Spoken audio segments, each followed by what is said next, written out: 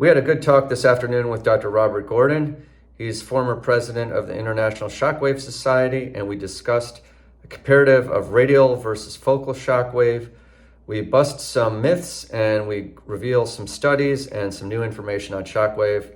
It's going to be an exciting podcast coming up next on FitFoot U. Sure. So when we first met, which was really exciting because it was 25 years ago, if you can believe it, our first device was a focus device, and it was an electrohydraulic focus device. It cost $450,000 and weighed 400 pounds. And we used to carry it around in a van, if you remember. But it was very effective, and it was treatment that was good 25 years ago. Since that time, machines have evolved, just like a computer that I'm old enough to remember was on a wall, and now the computer is in our pocket. So the same shockwave device that was that many pounds before is now 20 pounds, and as you just showed in that handpiece. There's two different types of shockwave. There's the focus device and the radio device. And the other myths in America that are really annoying are that they have so many different names because of marketing: acoustic wave, sound wave, shock wave, radio wave, pressure wave, EPAT. It's all just marketing. It's all the same thing.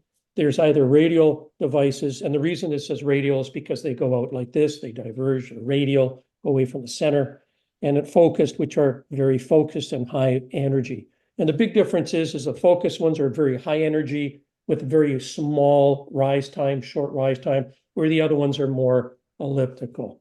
So those are the two different types, and there's different makes.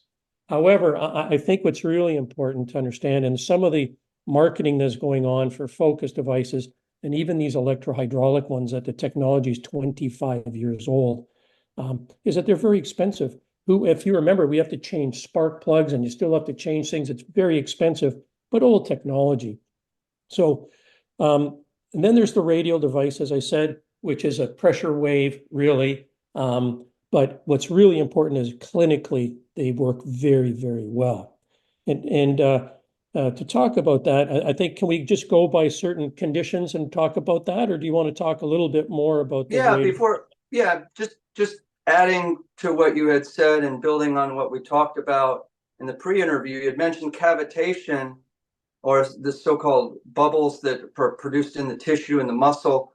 That is more of a marketing mechanism than an actual differentiation, even though you did mention that there's a higher flux density with the focal, that's Right. not necessarily the be-all and end-all. Right. So again, two things that come up now, marketing, are deep penetration. Right? Deep penetration, cavitation. Well, that's a bunch of horse you know what, because most of the things that you're treating are less than a centimeter away. Plantar fascia, stress fractures a millimeter away on a bone. Achilles, you're right on the Achilles. So depth of penetration is completely superfluous or moot. It does not matter, unless, of course, you're doing other things like a gluteus potentially, or a piriformis, or a very huge person or football player. It may come into effect. But cavitation and depth of penetration and the nomenclature, what you call them, is irrelevant. We've got focus devices and radial devices. And really and I don't want to get into trade names, but there's two machines that are made in Switzerland that are excellent, and we're involved with all these earlier studies. So talk about some of the protocols now. You had mentioned hallux rigidus and plantar fasciitis. Thanks for getting me so excited. So with the protocols, again, I mean, I get people that call me healthcare practitioner. Well, I'm doing my 10th treatment. Or I've had a patient that says, oh, I've had my 7th or 8th treatment. And I just shake my head. Again, that is not part of the protocol. And we're going to get into that in a minute. But you shouldn't be doing more than 3 or 4 ever. And here's another question that people ask. You're going to do your treatments, and then you do the treatment. You wait 3 months and see how they go, because we know from Dr. Wang's study and Dr. Gertismeyer that have published that it takes 3 months to regenerate tissue. And what's really important is we're working on degenerative conditions. So plantar fasciosis, Achilles tendinosis. We're not working on Achilles tendonitis. We're working on degenerative conditions, and we're regenerating the tissue. Or with a stress fracture, we're creating bone morphogenic protein. So these are things that help us heal. But what's important it takes 3 months to work. So you can do 100 treatments before 3 months. It won't make a difference. It's 3 treatments. One study had 4 treatments, and it works incredibly well. And what'll happen is I'll see people back at 3 months and ask them how they're doing. Well, actually, I see them back at 6 weeks, and they say, Dr. Gordon, you're a jerk. This doesn't work. I can't believe that. I said, well, how many months did I tell you it takes to work? And they said 3. I said, well, I'll see you at 3 months. And they come back in 3 months and bring me chickens and flowers and all sorts of, because, it's so different. And they're so much better. And that is With that said, then how do you stack your treatments in terms of right. frequency? So the treatment, and again, I use the radial device for plantar fasciitis, Achilles tendinopathy. And the reason I do that is based on Dr. Gerdes study, which is published. And he has an 84% success rate in visual analog score, 84% at 12 months.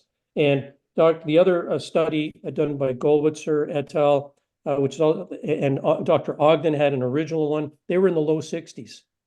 So the radial is very good. And the price difference is huge. Some of these focus devices go for $40,000, $50,000, $80,000. You can buy a radial device for under $20,000. You can buy them and the maintenance, as we talked about, remember going back to our old device from 25 years ago, we have to do spark plugs. Well, people still, you got to be out of your mind to do that. You didn't do your due diligence, or who likes to throw money away?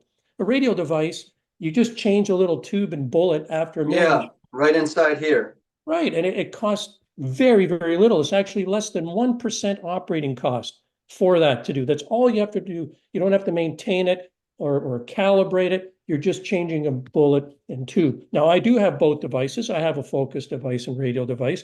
The only time I use a focus device is for bone work or a calcification, because we know it works a little bit better for that. But both devices work. It all depends. We don't see a lot of calcific tendons in North America. No, everyone always, when we go to these meetings, well, how come? And probably has to do with water, it has to do with calcium. Not sure, but we don't see a lot of it. I'll see maybe one a month or once every 2 months in my practice. I don't know about your practice, but I don't think you see it that often.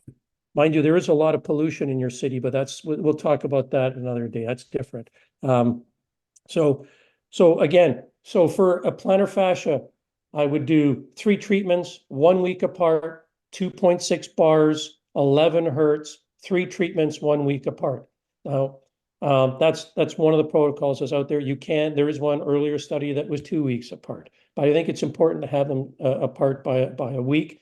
And I never go above 2.6 bars. Again, it's like your car, or some of these cars go up to 160 miles an hour. Well, why would they do that? We never go 160 miles an hour. At least I hope we don't, unless you're on the New Jersey Turnpike. So we're going 2.6 bars, or in the focus in millijoules per millimeter squared. But most people talk about bars, especially in the radial side. So, and what's important, again, people get caught up in marketing about what is the wave, what's the pressure, the depth. We just want to know that it works. As physicians, healthcare professionals, you want to make sure it works. So as I said, Dr. Gerdes had a very good study published on that. Now, when we go to Achilles tendon, again, it's the same sort of thing. And we have to remember diagnosis is really important, because there's at least 5 different things that can be happening around the Achilles, whether it's a bursa, a tear, partial tear, tendinopathy. But for tendinopathies, we also know Dr. Rompe did a great study that with isometric exercises, you have over 76% success rate. Funny, Dr. Costa also had a study using focused, and he didn't have anywhere near that kind of success. Actually, wasn't even different from placebo. But again, I'm not pushing one or the other. I'm just giving you clinical experience and some studies. So we've got 2 great studies by Gerdes and Rompe that show that radial shockwaves work. They're effective. They're great for the patient because you only come in for 4 minutes. They don't hurt. You don't need anesthetic. And that is something also very important. And that's also Dr. Rompe's study, that never use a block, local anesthetic, or freezing, because it decreases the efficacy of the shockwave therapy. The other couple of things that are interesting is not anti-inflammatories can block that cascade mechanism, or steroid injections. And so that's important. And I know heat is used often in the post treatment protocol versus ice to bring more Yeah, circulation to the yeah, area. you do not do that. Or at least I would not recommend it. And then finally, with bones, and again, this is published in Journal of Bone and Joint Surgery, our Bible. And as you know, you also follow that journal with fifth metatarsal fractures, and stress fractures. And really, it works almost as well or identically with healing. So it works really, really well on those. Now, the other thing And that you're also saying that the radial, although not quite as effective, could still be used for a fifth met correct. delay. Correct. That's it was done with a focus device, but again, it's pretty rare. So as I said, I only use it for my focus device for bone work and calcium. But the other thing I found really effective is treating arthritic pain. Now, I want to make clear it does not cure arthritis. It helps pain, helps mediate the pain, modulates pain. And so on a hallux rigidus, it's really amazing. You would actually treat, I don't have my handpiece here, I apologize. I just took it down.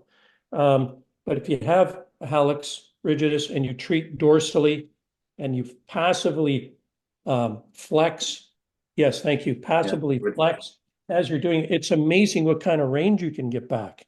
So that's something that's really cool for people who have suffered from that to get some motion back and decrease pain. And I have had that happen, to your point, breaking up adhesions and also the counter irritation that you mentioned.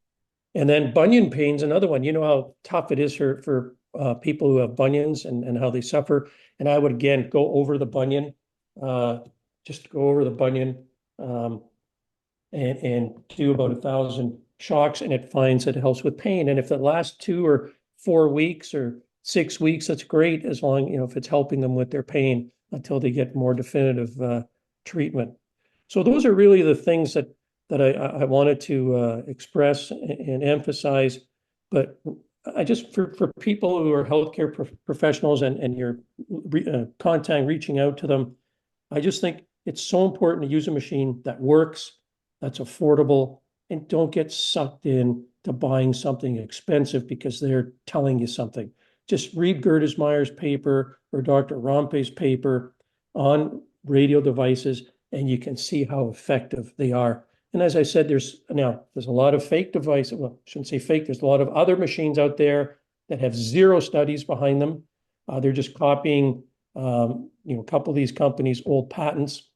But it'd be like buying an iPhone 1 or an iPhone 2 when you can have an iPhone 15 or just an updated version. So as I said, there's a couple companies out of Switzerland that are really good, make good quality devices, and you can buy them. And also you do repairs yourself. If people were or send the kits out, how would people get in touch with you if they wanted to, for instance, change out the handpiece of the bullet?